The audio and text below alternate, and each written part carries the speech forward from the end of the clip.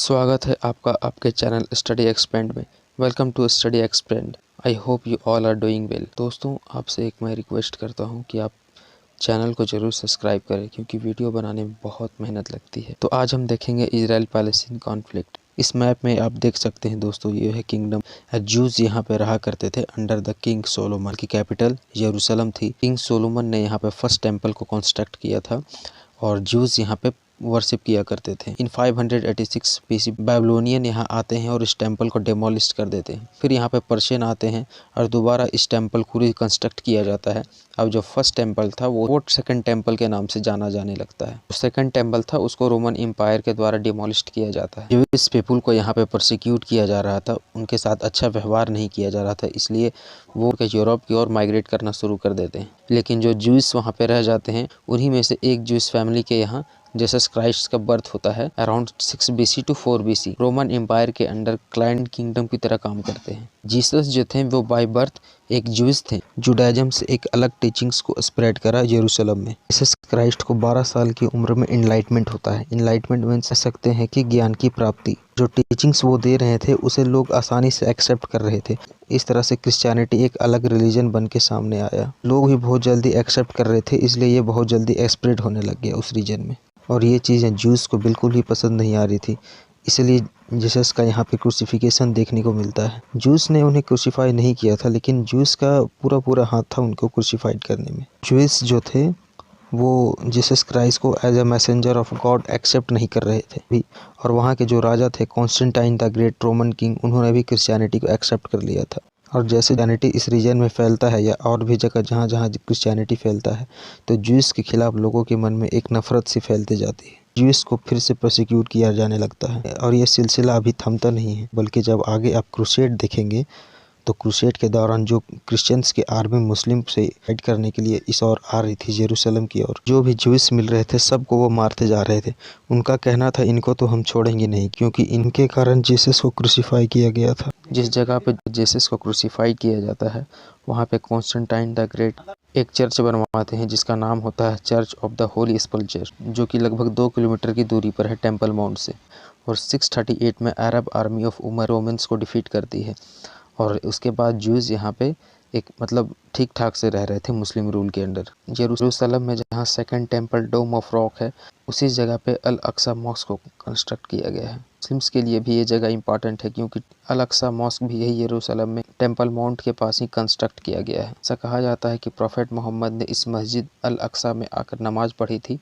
और ये जो डोम ऑफ द रॉक है, ये एक पत्थर है। इस पत्थर पर चढ़ के अपने घोड़े से जन्नत की यात्रा तय करी थी। इसलिए यह जगह मक्का और मदीना के बाद 3rd सबसे होलीएस्ट प्लेस है।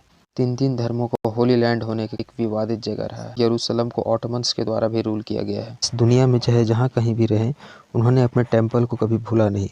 और वो जब भी वर्शिप करते थे तो अपने टेम्पल की ओर मुँह करके वर्शिप किया करते थे। जूस हमेशा से अपने होमलैंड को वापस जाना चाहते थे, लेकिन 1891 में एक Jewish writer wrote a book auto emancipation. इस बुक में ये बताते हैं कि यूरोप में जूस को कैसे बैडली ट्रीट किया जा रहा है। उन्हें सेकंड दर्जे का नागरिक समझा जा रहा है। जूस पीपुल को चाहिए कि वो अपना एक इंडिपेंडेंट कंट्री बनाए, और उनकी ये जो डिमांड थी ये एक पॉलिटिक्स में बदल जाती है। अब एक मूवमेंट शुरू होता है जिसको जॉनिज्म मूवमेंट कहा जाता है। 1879 जूस इस मूवमेंट को शुरू करते हैं। इस मूवमेंट का ऑब्जेक्टिव होता है वो अपने होमलैंड को जाना चाहते हैं, जो कि आज का इजराइल है। अब शुरू हो जाता है वर्ल्ड वॉर 1। बेसिकली ये वॉर ब्रिटेन और जर्मनी के बीच में था, लेकिन ब्रिटिशर्स को लग रहा था कि जूस चाहे रशिया, यूरोप, चाहे जहाँ भी हैं, वो अपने अपने देशों के गवर्नमेंट को ब्रिटिशर्स का साथ देने के लिए, कन्विंस करने के लिए वो सक्सेस हो जाएंगे।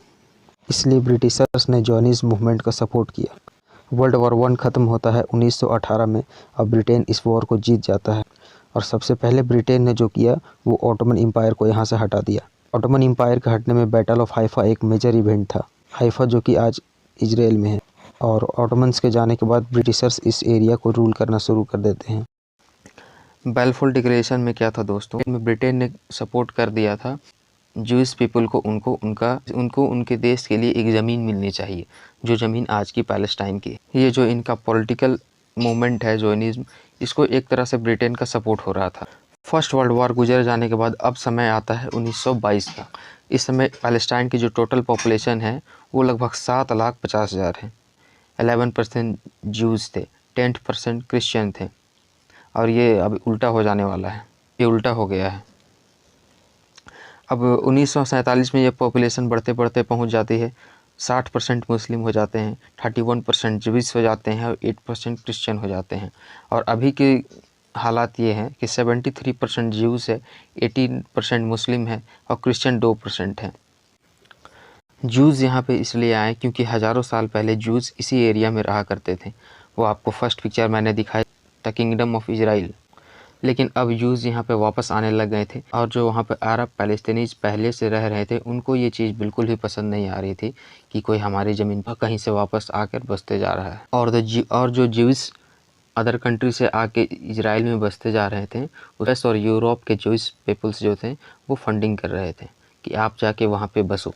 और जो अरब्स थे, ऑटोमन्स थे, उन्होंने पूछा ब्रिटेन से कि आप ऐसा क्यों कर रहे हो, तो वो कहते हैं कि हम बस शांति चाहते हैं। और साथ ही उल्टा वो और जो ज्यूइश पीपल है उनको पैलेस्टाइन में भेजते जा रहे थे। अरब्स ने कई बार ब्रिटिशर्स को बोला कि आप ये जो माइग्रेशन है ज्यूज़ का, इसको आप बंद करो, यहाँ मत भेजो, लेकिन उनकी बात पे उन्होंने कोई ध्यान नहीं दिया। 1919 से 1923 के बीच में 30,000 ज्यूज़ आते हैं ईस्टर्न यूरोप से। 1924 में 50,000 पोलैंड से आते हैं पैलेस्टाइन में। 1933 से 1936 के बीच में 0.17 मिलियन ज्यूज़ आते हैं। पिक्चर में देख सकते हो दोस्तों, यहाँ इजराइल में और वेरियस कंट्री से ज्यूज़ आ रहे हैं, जैसे United Kingdom, Germany, France, Spain, Russia. Reason behind the migration of Jews, ये अगर देखें कि ज्यूज़ वापस इस जगह पे क्यों आ रहे थे, तो सबसे बड़ा कारण है मिडिल ईस्ट में तेल की खोज हो चुकी थी और पेट्रोल तो चाहिए सबको, तेल चाहिए सबको।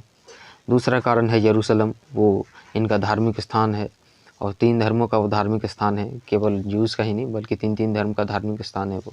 तीसरा है इनका डिस्क्रिमिनेशन, इनको यूरोप में अच्छी नज़र से नहीं देखा जा रहा था क्योंकि जीसस क्राइस्ट का जो क्रूसिफिकेशन किया गया था उसके चलते इन तक ब्लेम किया जाता है। इनका हाथ था जीसस क्राइस्ट का क्रूसिफिकेशन में।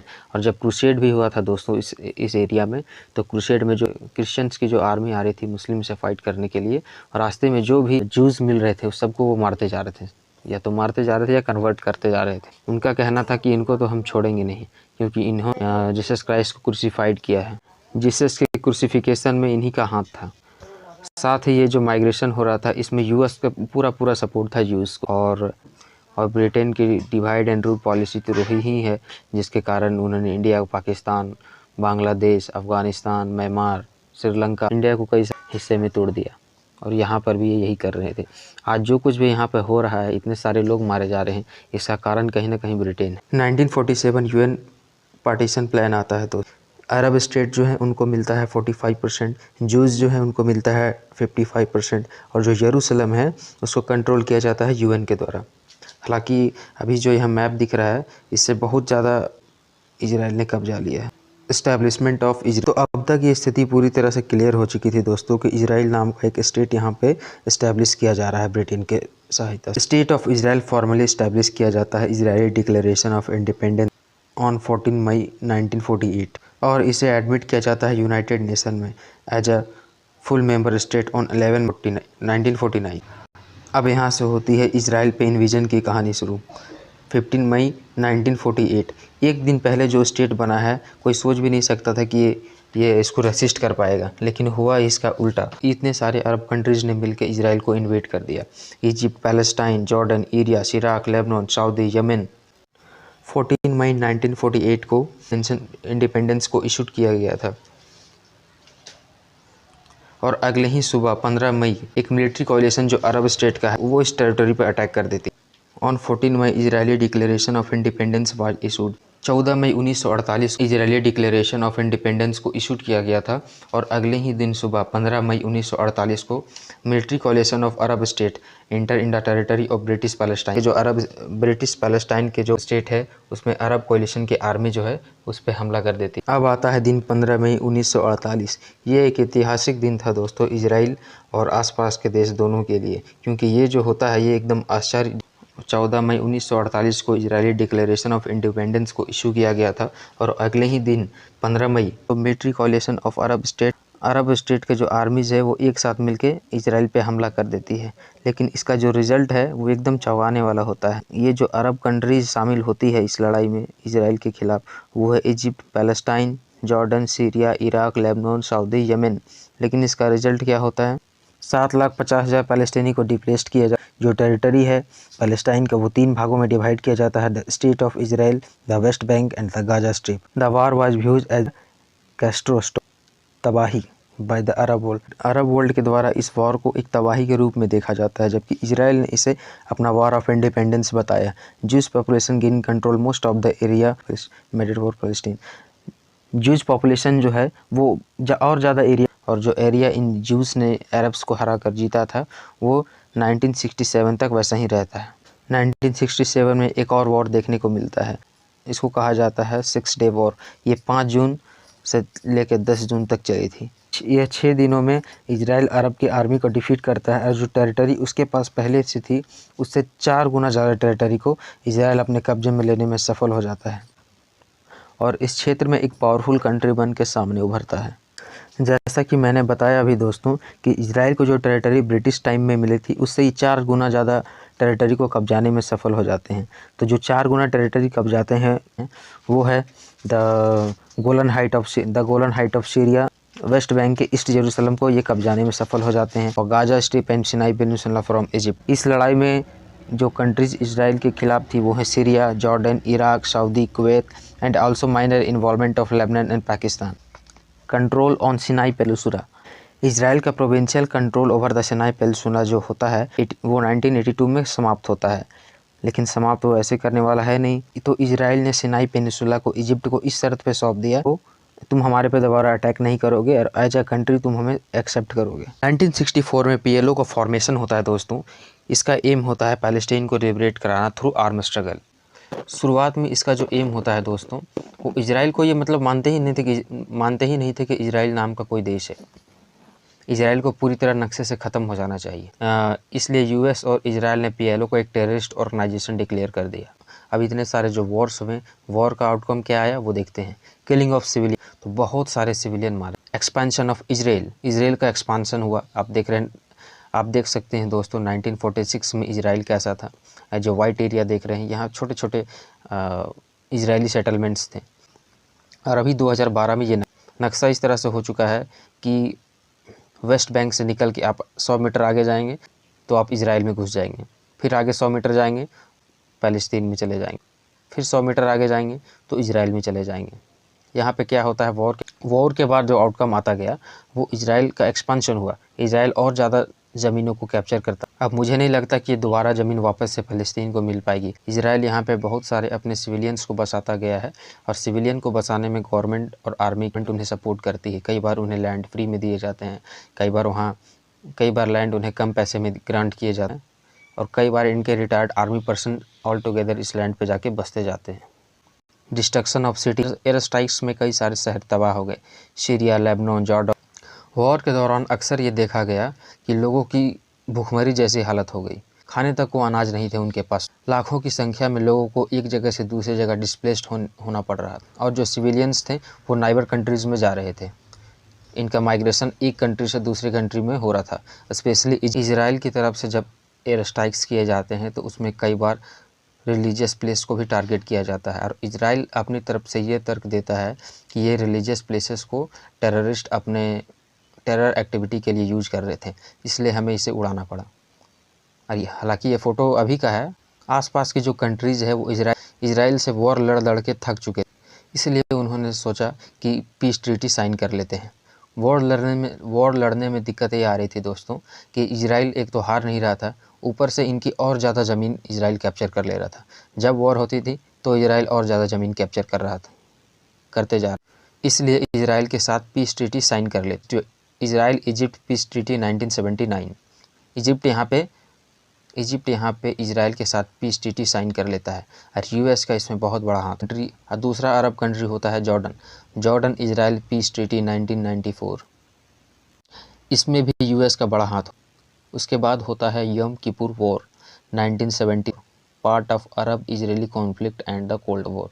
ये वॉर दोस्तों 1973 में होता है, पीस ट्रीटी से पहले। तो अरब कंट्रीज़ जो इजराइल के अगेंस्ट में लड़ रहे थे वो थे Egypt, Syria, Saudi, Algeria, Jordan, Iraq, Libya, Kuwait, टूनीशिया, Morocco, Cuba, north Korea. लेकिन इजराइल यहाँ भी जीत जाता है, और जो रिसेंट 7 अक्टूबर को जो अटैक हुई थी वो भी इसी दिन हुई थी। वो भी इसी तारीख को हुई थी। जो फेस्टिवल इजरायली 7 अक्टूबर को सेलिब्रेट कर रहे थे, वही फेस्टिवल वो 1973 में भी सेलिब्रेट, तभी उन पे अटैक लॉन्च किया गया था। पीएलओ को फॉर्मेशन होता है दोस्तों 1974 में। अब पीएलओ को अरब यूनि और यूएन जनरल असेंबली द्वारा पैलेस्टीन्स का रिप्रेजेंटेटिव मान लिया जाता है। 1981 में इजिप्ट के प्रेसिडेंट अनवर शहादत को एक्सट्रीमिस्ट द्वारा असैसिनेट किया जाता है।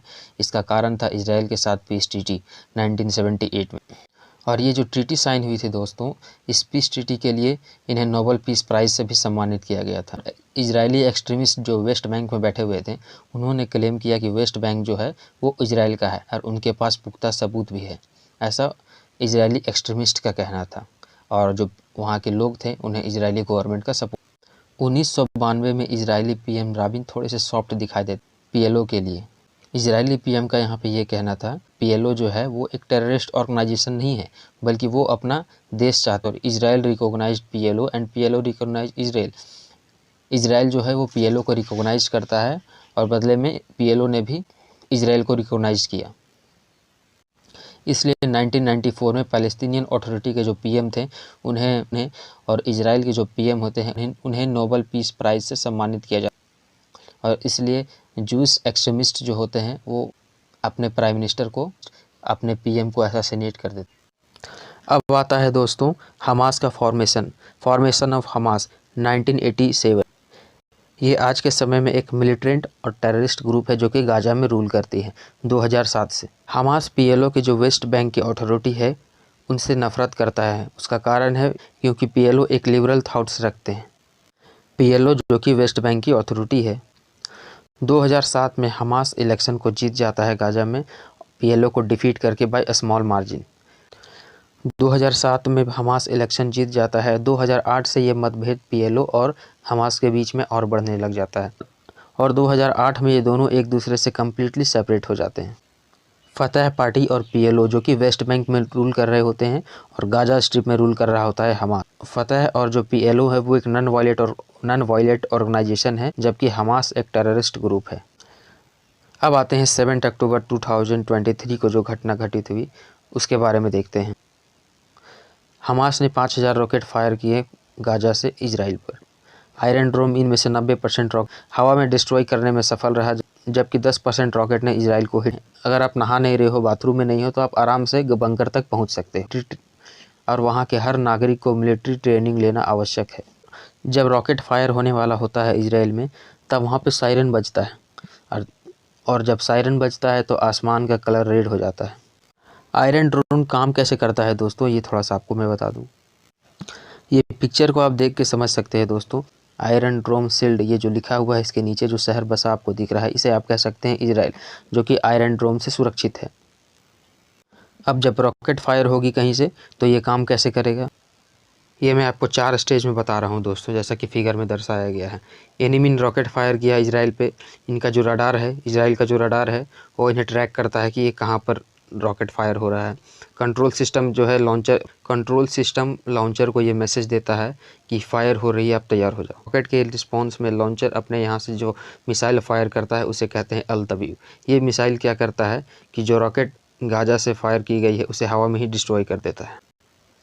और जो रॉकेट फायर की जाती है गाजा से, अब तो उन्हें मालूम नहीं होता है कि ये फायर किया हुआ रॉकेट कहाँ जाके गिरेगा। तो जो रॉकेट ऐसे जगह में गिरने वाला है जहाँ कोई लोग नहीं रहते हैं या बंजर ज़मीन है, अब वो रॉकेट ऐसे जगह में गिरने वाला है जहाँ कोई नहीं रहता या बंजर ज़मीन है, तो उस थ्रेट को इग्नोर कर देता है आयरन ड्रोम। यहाँ पे इजरायली मिलिट्री ने ये कहा है, इजराइल ने स्टेट ऑफ वॉर डिक्लेयर किया है in the leadership of Mohammed Deif. अच्छा, मोहम्मद दीफ बता दूं मैं दोस्तों, ये आदमी है, इसकी दूसरी कोई तस्वीर नहीं है, बस यही तस्वीर बहुत पहले एक वायरल हुई थी, वही अभी तक है। ये आदमी का एक कोई परफेक्ट ठिकाना नहीं है। ये एक नोमैड्स की तरह यहाँ वहाँ घूमता रहता है।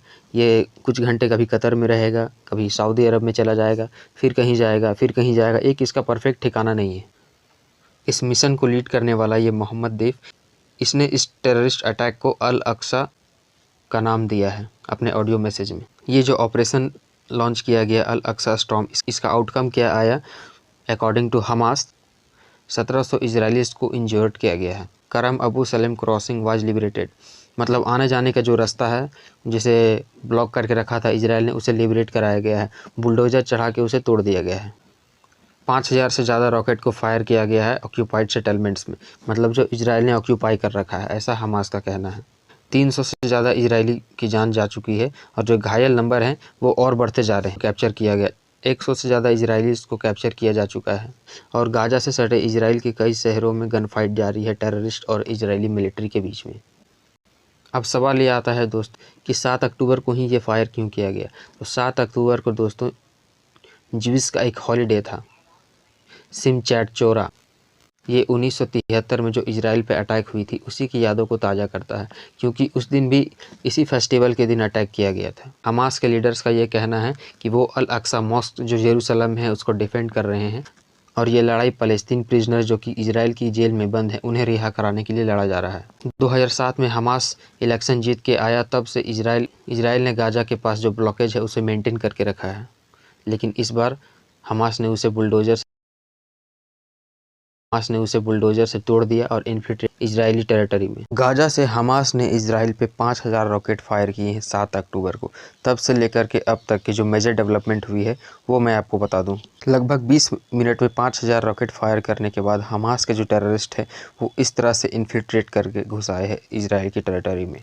इन्फिल्ट्रेट करने के बाद हमास के मिलिटेंट जब इजरायली टेरिटरी में घुसे तब उन्होंने अचानक से फायर खोल दिया। जो पब्लिक वहाँ पे फेस्टिवल सेलिब्रेट कर रही थी उनके ऊपर उन्होंने फायर खोल दिया। कई सारे लोग मारे गए, कई को हॉस्टेज बना लिया गया। उनमें से कई फॉरेन सिटीजन भी थे और कई इजरायली थे। अल अक्सा स्टॉर्म के जवाब में इजराइल ने आयरन स्वॉर्ड्स को लॉन्च किया है।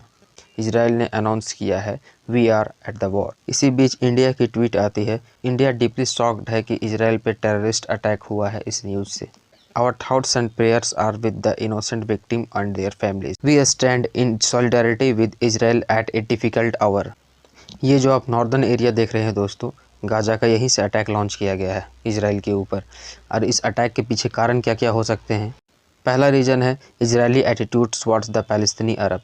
ये तो बिल्कुल सही बात है दोस्तों। पिछले कई सालों से इजराइल का जो एटीट्यूड है टुवर्ड्स द फ़लस्तीनी अरब ये बहुत अच्छा नहीं रहा है। दूसरा कारण है यरूशलेम अल अक्सा मॉस्क। एक बार मैं आपको मैप में जूम इन करके दिखा दूं कि अल अक्सा मॉस्क यरूशलेम शहर कहाँ पे है। ये है वर्ल्ड मैप, ये है धरती का नक्शा और मैं आपको दिखाने वाला हूँ अभी यरूशलेम।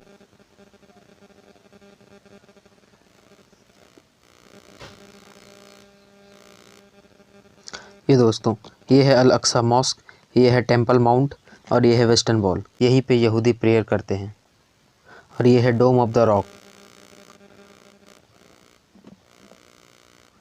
तो आपको दिखाया मैंने, ये है अल अक्सा मॉस्क, ये है वेस्टर्न वॉल, ये है अल अक्सा मॉस्क, ये है वेस्टर्न वॉल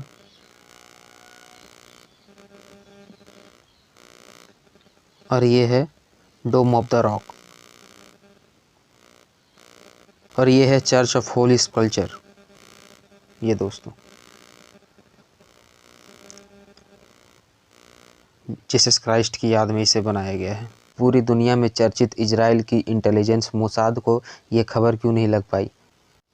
आपको बता दो दोस्तों, हिस्ट्री में मोसाद ने ऐसे ऐसे कारनामे किए हैं जो कि लगभग इम्पॉसिबल है। और हमास का ये कहना है कि ये तैयारी हमने 2021 में ही कर ली थी। तो 2021 में जब हमास की तैयारी हो चुकी थी, इतने दिन से ये प्रोग्राम इसका पेंडिंग था, तो मोसाद को ये कानो कान खबर क्यों नहीं लग पाई, ये एक बड़ा सवाल है। एक और कारण है ignoring of the secret information given by the Egypt and US.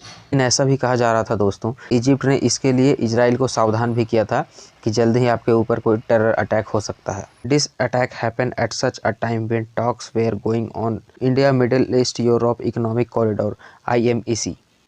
ये अटैक इस समय हुआ है जब IMEC पे बात चल रही हो। IMEC के द्वारा इंडिया को यूरोप से कनेक्ट किया जाना है, जो कि मिडिल ईस्ट से होके गुजरना है। ये रास्ता सऊदी और इजराइल से होके जाना है। And the most important is political instability in Israel. Israel में मैं आपको बता दूं दोस्तों, ये मेजोरिटी की सरकार नहीं है। इजराइल में जो सरकार चल रही है दोस्तों, ये गठबंधन की सरकार है और संभवतः ये सरकार बहुत दिन चलने वाली नहीं है, क्योंकि इजराइल के PM बेंजामिन नेतन्याहू ने जुडिशरी से पावर छीनकर अपने कंट्रोल में लेना चाहा है, जिसको कि पब्लिक बहुत अपोज कर रही है। इनके ऊपर करप्शन। लेकिन अटैक के बाद इजराइल ने अपने आर्मी को मोबिलाइज़ किया। और एक बात और बता दूं, इजराइल पे जो अटैक हुआ था वो केवल लैंड से ही नहीं हुआ था, आसमान से हमास के मिलिटेंट इन्फिल्ट्रेट करके आ रहे थे। इजराइल की नेवी पर भी हमला किया गया था, लेकिन नेवी ने उसे पलटकर जवाब दिया। इजराइल पर मेडिटेरेनियन सी की तरफ से भी हमला किया गया था। इजराइल उस हमले को डिफेंड करने में सक्सेस रहा। इजराइल ने अपनी आर्मी को मोबिलाइज किया और लगातार स्ट्राइक करने लग गया। वो नॉर्थ गाजा ही नहीं, पूरे गाजा पे स्ट्राइक करने लग गया इजराइल। लड़ाई थोड़े दिन चलने के बाद इजराइल ने नॉर्थ गाजा में रह रहे सिविलियंस को कहा कि आप साउथ गाजा की ओर चले जाइए। लेकिन सवाल है कि 11 लाख सिविलियंस कहाँ जाएंगे? लगभग आधे गाजा को खाली करने के लिए इजराइल ने कहा है। क्या ये जो हमास इजराइल का कॉन्फ्लिक्ट है, ये India, Middle East, Europe Economic corridor पे कोई असर डाल पाएगा? मुझे लगता है कि अभी के लिए ये प्रोग्राम बंद होने वाला है, और क्योंकि कम से कम सऊदी इजराइल के साथ अपने रिलेशंस को इस तरह कॉम्प्रोमाइज़ नहीं कर पाएगा। ये जो India, Middle East, Europe Economic corridor है दोस्तों, ये इंडिया से शुरू होने था और इंडिया से ये जाना था यूएई, जैसा कि आप मैप में देख सकते हैं। इंडिया से जाना था यूएई, यूएई से जाना था सऊदी अरब, सऊदी अरब से Jordan, Israel, Italy, France, Germany. India से इसे यूरोप को कनेक्ट करना था। अब देखते हैं इंडिया का क्या स्टैंड्स रहा है इजराइल पैलेस्तीन वॉर को लेकर। इंडिया हमेशा से इजराइल और पैलेस्तीन को लेकर न्यूट्रलाइज रहा है, जहाँ तक कि इंडिया हमेशा से पैलेस्तीन के फेवर में ही रहा है। हमें रिश्ते इसलिए बैलेंस करके भी चलने होते हैं दोस्तों, क्योंकि इंडिया बहुत सारे वेपन्स इजराइल से खरीदता है, और साथ ही इंडिया अरब कंट्रीज से भी ऑयल खरीदता है। साथ ही बहुत सारे सामान का इम्पोर्ट एक्सपोर्ट होता है, और इंडिया से बहुत सारे लोग अरब कंट्री में कमाने जाते हैं। दूसरी तरफ इजराइल को देखें तो इजराइल हमेशा से इंडिया के साथ रहा है। जैसे 1962 Indo China war, 1965 Indo Pakistan war, 1971 liberation of Bangladesh, 1962 Indo China war, 1965 Indo Pakistan war, 1971 liberation of Bangladesh, यहाँ भी पाकिस्तान के साथ वॉर देखने को मिली, 1999 कारगिल वॉर। तो आप देख सकते हैं दोस्तों, इजराइल ने हमेशा से इंडिया को सपोर्ट किया है। इस बीच ईरान के प्रेसिडेंट ने पीएम मोदी से बात की। ईरानियन प्रेसिडेंट इब्राहिम रईसी ने पीएम मोदी से कहा कि इंडिया एक ऐसा फ्रेंडली कंट्री है जो कि अरब नेशन के साथ भी अच्छे रिलेशन रखता है, साथ ही इजराइल के साथ भी उसके रिश्ते अच्छे हैं। लेबनान से हिजबुल्लाह और सीरिया ने भी इजराइल पे बॉम्बिंग शुरू कर दी है, और इजराइल इनको भी काउंटर कर रहा है। यूएस ने 2000 सोल्जर, साथ ही 2 एयरक्राफ्ट कैरियर मेडिटेरेनियन सी में डिप्लॉय किया है, ताकि ये जो वॉर चल रही है इसमें कोई तीसरा चौथा नेशन आके इन्वॉल्व ना हो सके। ये इजराइल ने नॉर्थ गाजा में रह रहे सिविलियंस को कहा है कि आप नॉर्थ गाजा छोड़ के साउथ गाजा की ओर चले जाइए, नहीं तो आपको वो टेररिस्ट के सपोर्टर्स के तौर पर ट्रीट किया जाएगा। इजराइल इस वॉर के लिए पूरी तरह से तैयार है दोस्त। Israeli prime minister Benjamin Netanyahu ने कहा है कि ये जो वॉर अंदर गाजा के अंदर चलने वाली है, ये अभी और लंबी चलेगी और ये डिफ़िकल्ट होने वाली है, और ये लड़ाई हम लड़ेंगे। यूएस के मिलिट्री बेसेस यूएस से बाहर भी कई, उसमें से मिडिल ईस्ट में कई सारे यूएस के मिलिट्री बेस है, उसमें से यूएस के मिलिट्री बेस मिडिल ईस्ट में भी डिप्लॉयड है, क्योंकि यमन के जो एक्सट्रीमिस्ट रेबल ग्रुप है उन्होंने कई सारे टाउन को कब्जा रखा है। उन्होंने इजराइल के ऊपर मिसाइल लॉन्च किया, लेकिन यूएस की जो आप पिक्चर में देख रहे हैं, यूएस की जो नेवी है उसे रास्ते में ही डिस्ट्रॉय कर दिया। अब यहाँ पे सवाल आता है कि जो 23 लाख सिविलियंस गाजा में रह रहे हैं उनके साथ क्या होगा। तो मैं बता दूँ आपको, हालत बहुत ही बदतर हो चुकी है दोस्तों। वहाँ पे लाइट नहीं है, बिजली नहीं है। एक तो जो सिविलियंस गाजा में रहते हैं वो तो ऐसे भी यूएन की एड पर जिंदा है, जो कि इजराइल अलाउ करता है तभी वो अंदर जाता है।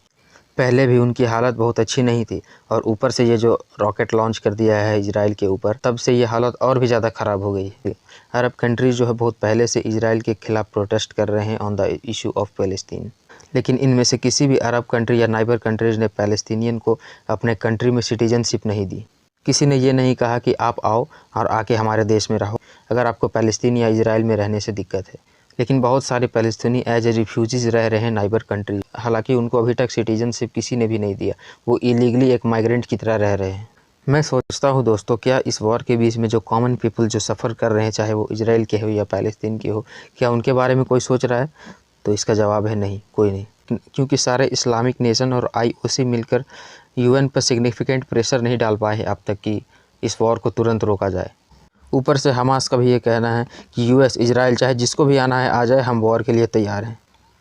क्योंकि जब हज़ारों लाखों की संख्या में जब सिविलियंस मारे जाएंगे नॉर्थ गाज़ा में या गाज़ा में कहीं भी, तो इसके लिए यूएस और इजराइल को पूरी दुनिया जिम्मेवार ठहराएगी। तो हमास के ये जो लीडर्स हैं ये कभी भी गाज़ा में नहीं रहते, ये गाज़ा से हमेशा बाहर रहते हैं, विदेशों में रहकर आराम की ज़िंदगी जीते हैं और यहाँ गाज़ा में टेररिस्ट पाल रखे हैं और सिविलियंस को मौत के हवाले कर दिया है।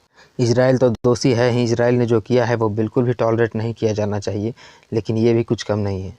हमास के जो लीडर है वो एक लग्जरी लाइफ जी रहे हैं विदेशों में। गाज़ा स्ट्रिप में जो फंडिंग रिसीव होती है यूनाइटेड नेशन से, उसका उपयोग ये टेरर अटैक के लिए कर रहे हैं। यूएन के चीफ एंटोनियो ग्यूटेरस का ये कहना है कि इजराइल पे अटैक ये अचानक से आज नहीं हुआ है। पैलेस्तीन और गाज़ा के लोग घुट घुट के जीने के लिए बेबस है। इजराइल सालों से उन पर अत्याचार किए जा रहा है, जिसका ये रिजल्ट आया है। और बहुत सारे कंट्रीज़ ने ज्वाइंटली ये कहा गाज़ा में ह्यूमैनिटेरियन एड पहुंचनी चाहिए। इजराइल ने एंटोनियो ग्यूटेरस को एकदम आड़े हाथों लिया है और इजराइल ने इनको कहा है कि ये जो आप बकवास कर रहे हैं ये तो हम सुनेंगे नहीं और आपको इस्तीफ़ा देना पड़ेगा। इजराइल का ये कहना है कि इजराइल पे जो हमला हुआ पहले हमास के द्वारा, उसके बारे में तो तुमने कभी नहीं कहा। हमास ने कई नेशनल और फॉरेन सिविलियंस को हॉस्टेज बना रखा है, उसके बारे में भी तुमने कुछ नहीं कहा। आप हमास को क्यों नहीं कहते हो सिविलियंस को छोड़ दे और सरेंडर कर दे। कि इजराइल ने गाज़ा को 2 हिस्सों में कट कर दिया है। ये देखो मैं पिक्चर आपको जूम करके दिखा रहा हूँ। ये जो ग्रे कलर का एरिया आप देख रहे हो, इसे इजरायली आर्मी ने अपने अंडर कब्जा रखा है और नॉर्थ गाज़ा में इजरायली आर्मी अपने टैंक लेके तो घुस ही चुकी है और यहाँ दोनों तरफ से हमास और इजरायली आर्मी के बीच गन फाइट चल रही है। मुझे लगता है कि इजराइल यहाँ पे नॉर्थ गाज़ा को साउथ गाज़ा से सेपरेट कर ही चुका है। साथ ही ये सारे कनेक्शन काट देगा, इनको सप्लाई मिल नहीं पाएगी। लेकिन उन सिविलियंस का क्या होगा जो अभी तक गाज़ा नहीं छोड़ के गए। सबसे बड़ी दिक्कत उनको आने वाली है, क्योंकि एक जब प्रॉपर मिलिट्री आपको ये कहती है कि आप इस एरिया को छोड़ के चले जाओ, इस एरिया को हम कम्प्लीटली फ्लैट कर देने वाले हैं, तो ये बड़ी बात होती है। अभी जो सिविलियंस इस एरिया को छोड़कर नहीं गए हैं उनका हाल बहुत बुरा होने वाला है। यूएस अब यहाँ पे इजराइल को कह रहा है कि आप अब लड़ाई को यहाँ पे बंद कर दो, लेकिन मुझे लगता नहीं है कि इजराइल अब मानने वाला है या किसी की सुनेगा। अब जो इजराइल करने वाला है वो फुल एंड फाइनल होगा। अब जो होगा ये कम्प्लीटली गाज़ा का नक्शा फाइनल होगा। अब ये कम्प्लीटली मैप चेंजिंग स्टेप होने वाला है इजराइल का। गाज़ा के ऊपर अब फिर से आप नए इजराइल के नक्शे को देखेंगे। लेकिन स्टिल मैं आपको बता दूं कि इजराइल के लिए भी ये बहुत आसान होने वाला नहीं है, क्योंकि शहर के अंदर हमास ने टनल्स बिछा रखे। क्योंकि नॉर्थ गाज़ा में आपको पता नहीं है कब कौन सा सिविलियन कोई टेररिस्ट हो, कौन सी बिल्डिंग क्या है, टनल्स में क्या है, कब धमाके होंगे, कब आपके ऊपर एक अम्बुश अटैक हो सकता है। यूएन ने कहा है कि गाज़ा कब्रिस्तान बन चुका है बच्चों का, और सबसे ज़्यादा मरने वालों की संख्या चिल्ड्रंस एंड वुमेन्स के हैं। गाज़ा की जो 65% आबादी है वो 15 से 30 साल के बीच की है, यानी कि आप कह सकते हैं कि 65% की जो आबादी है वो यंग है। गाज़ा स्ट्रिप एक तरह का जेल है दोस्तों, क्योंकि यहाँ से कोई अंदर बाहर जा ही नहीं सकता। पूरी तरह से इजराइल का कंट्रोल है। ये नॉर्थ गाज़ा की ओर देखो, ये जो रेड कलर का साइन दिख रहा है माइनस में, इस एरेज यहाँ से आप इजराइल की ओर जा सकते हैं या इजराइल से लोग यहाँ आ सकते हैं।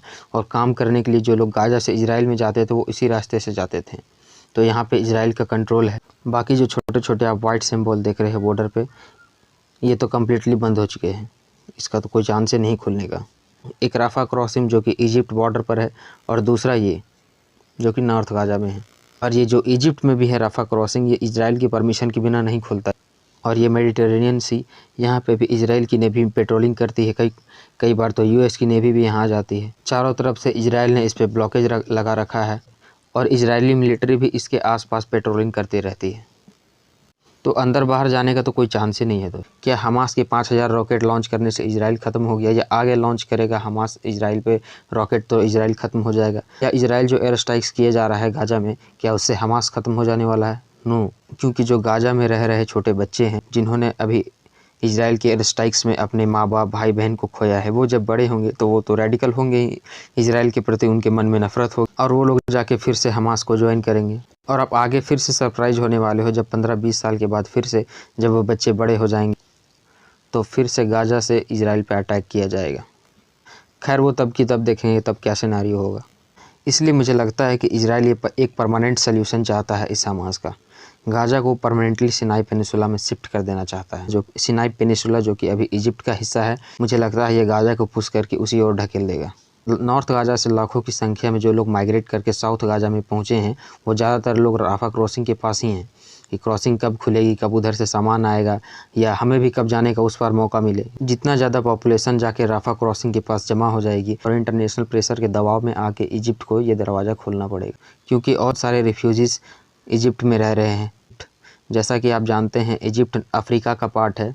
वैसे तो उनके यहाँ पहले से भी कई सारे रिफ्यूजीज रह रहे हैं, और जो हमास के टेररिस्ट है वो भी सिविलियंस के साथ इंटर कर रहे हैं। इजिप्ट को भी इजराइल से अपने रिश्ते नॉर्मलाइज करके रखने पड़ते हैं, ये उसकी मजबूरी है। ये मैं आपको दिखाता हूँ। अभी जब 1982 में इजराइल इजिप्ट को ये लैंड वापस कर रहा था सिनाई पेनिसुला का, तब इजराइल ने 30 किलोमीटर, जो कि इजराइल की टेरिटरी को गल्फ ऑफ अकाबा से कनेक्ट करता है। इजिप्ट की जो इकॉनमी है वो बहुत हद तक स्विस कैनाल पर डिपेंड करती है। स्विस कैनाल ये है दोस्तों, यहाँ से सामान होके बाहर। अब इजिप्ट को ये डर हमेशा रहता है कि कहीं इजराइल अपने पास से सामान को उस पार ना भेजना शुरू कर दे, मेडिटेरेनियन सी से। और आपसे मैं एक विनम्र निवेदन करता हूँ दोस्तों कि आप इजराइल के ख़िलाफ़ या फ़लस्तीन के ख़िलाफ़ अननेसेसरी कमेंट मत कीजिए कि सारे इजराइल को ख़त्म कर दो, सारे फ़लस्तीन को ख़त्म कर दो। वो हमारी तरह इंसान है, आपकी तरह इंसान है, उन्हें भी जीने दो। जहाँ ये वॉर चल रही है वहाँ से कहीं दूर सेफ जगह में बैठ के कमेंटिंग करना बहुत आसान है। सोचिए आपके घर में कहीं कोई फेस्टिवल चल रहा हो और आपके घर पे आके कोई फायरिंग शुरू कर दे, आपको कैसा लगेगा? जहां आप जिस घर में रह रहे हो उस घर को आप छोड़ने के लिए मजबूर हो, आपको कैसा लगेगा? गाजा के लोग अभी इसी माहौल में रह रहे हैं, उन्हें पता नहीं कब किस घर में कब स्ट्राइक हो जाए। हालांकि स्ट्राइक करने से पहले इजराइल उन्हें कहता है कि हम इस बिल्डिंग को उड़ाने वाले हैं, आप इस बिल्डिंग को छोड़ के चले जाओ। सोचिए जब आपने किसी अपने को खोया होगा तब आपको कैसा लगा होगा। आज वहाँ के लोग इसी दौर से गुजर रहे हैं। दोस्तों इसी के साथ मैं अपना लेक्चर समाप्त करता हूँ। Thank you.